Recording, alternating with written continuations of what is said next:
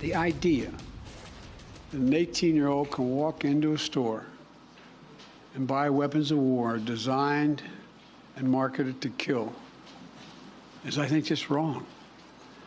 It just violates common sense. Where's the backbone? Where's the courage to stand up to a very powerful lobby? Where's the courage? Joining us tonight to discuss, former U.S. Attorney General Eric Holder. He is the author of the newly released and very timely book, Our Unfinished March: The Violent Past and Imperiled Future of the Vote, a History, a Crisis, a Plan. I really appreciate you joining us tonight. Certainly, it wasn't our plan to talk about another school shooting. But 10 years ago, you called the Sandy Hook massacre the worst day you had as Attorney General. What does that say about the state of America? Here we are a decade later, and we let it happen again. Well, we've made little or no progress. You know, people often ask me, what was the best day you had as AG? And I'm hard pressed to figure out what that was.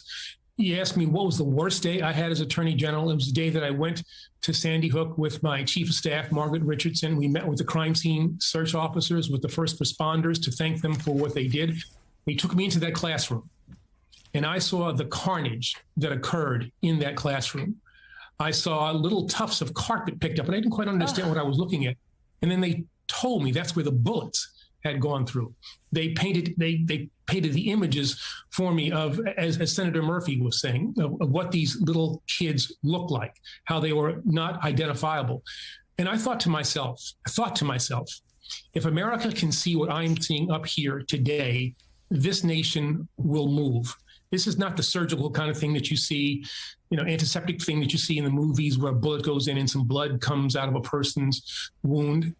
People's faces are destroyed, limbs are separated. I thought about Mamie Till and what she did with the body of her son, Emmett Till, and displayed that for the nation, which was one of the things that made Rosa Parks not get up from her seat, which led to the civil rights movement. If America had been with me that day, if we could somehow convey the nature of this carnage from these AR-15s, from these weapons of war, we could move this nation. And then we also have to deal with the structural things. Gerrymandering is something that is a problem here, where people can side with the gun lobby, with the special interests, against the will of their constituents and not suffer any electoral consequence because they're in these safe seats. So it's a combination of, I think, lack of will, structural problems, and we have to get to a better place. We have 5% of the people in this world, and 45% of all the guns that are owned by private individuals are owned by Americans. Do we need that many guns? Do we need weapons of war? Do we have to have these outsized clips? Why do we not have background checks? There's a whole range of things that the American people agree on. And the leadership of, Senator Murphy, at least for this American citizen, doesn't go without notice. I thought a lot of what you saw from him was presidential tonight. That's what I saw from him.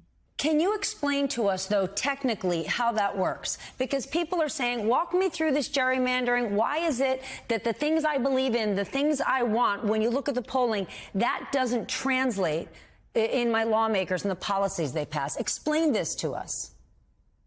Yeah, the lines are drawn, gerrymandered lines are drawn in such a way that it's almost impossible for the other party to win. And therefore, if you're in a safe Republican seat, the only thing that you're concerned about is a primary, as opposed to a general election. And the way you forestall a primary challenger is to go further and further to the right, take more extreme positions so that you can't get outflanked from your right side. If you're in that safe Republican seat and a Democratic challenger comes on and says, I want to fight for gun safety, you're safe. And so you can just cater to your base, cater to that extreme part of your base, and not have to deal with or do that which your constituents by significantly large numbers want to have happen. I mean, the polls are like 80-90% of the people in this country say that we should have background checks before anybody has the ability to buy a weapon. You don't see that in law. But then take me to that base, because if all politics is local, look at Texas. It had 8 mass shootings in the last 13 years.